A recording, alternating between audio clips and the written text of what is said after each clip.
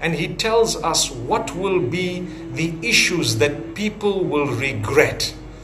Now, before we go into this, in our lives, there are so many things we want to get done. We'd like to perhaps earn, we'd like to buy maybe a house or a car or good food or nice clothing or beautiful accessories. We have a dream of getting married if we're not, and if we are, a dream of having children, and if we have the children, a dream of them one day perhaps getting, graduating, getting married, having their own children. So you ask Allah, oh Allah, keep me alive for as long as I have children. And then when you get children, oh Allah, I'd like to see them getting married. Then when they get married, oh Allah, I'd like to see them having children. I want to be a grandfather or a grandmother. And then when they are there and Allah blesses you with that, you say, oh Allah, let me see my grandchildren getting married. And when they are married, we then say, oh Allah, let me see my grandchildren have children so that I can be a great grandfather or mother. It never stops. So Allah says, you know what? While you are thinking about all of what you want on earth, remember there will be certain things you will regret when you come on the day of judgment. One of the things Allah subhanahu wa ta'ala talks about very loud and clear is the distance between us and the revelation. When there is a distance between us and the Quran, we will regret it.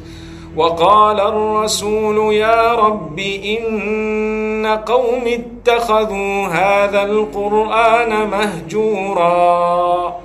The messenger says to Allah subhanahu wa ta'ala, oh my Rabb, look at my people. They have actually not given that exact value and respect and fulfilling the rights of this Quran. They have actually discarded it. They have forgotten it. They have set it aside. This is a complaint of the Prophet Muhammad, peace be upon him, about those who put the Quran on the side. So we don't want him to complain to Allah about us. Therefore, it's important for us to read the Quran, try and perfect the recitation, learn its meaning, bit by bit, put it into practice. The days of joy and the days of all sorts of actions that we do and little pieces of play and amusement that we actually engage in, those days should not be within the transgression of Allah. And if we have passed in that way, there is always room to change and improve as time passes. We get closer and closer to Allah. That's what it's all about. So point number one that I've raised this evening is to develop your connection with Allah, with the revelation that Allah has sent.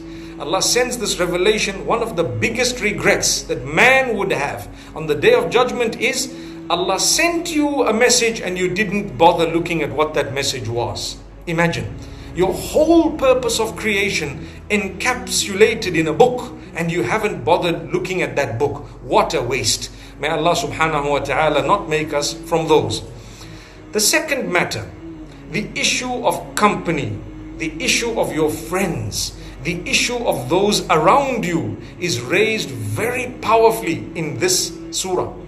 Allah subhanahu wa ta'ala speaks about those who will regret on the day of judgment. They will regret their company, the people they had around them. Those who are around you, they either encourage you to do good or they encourage you to do bad. They may be discouraging you from good, or if they were good people, they would discourage you from bad.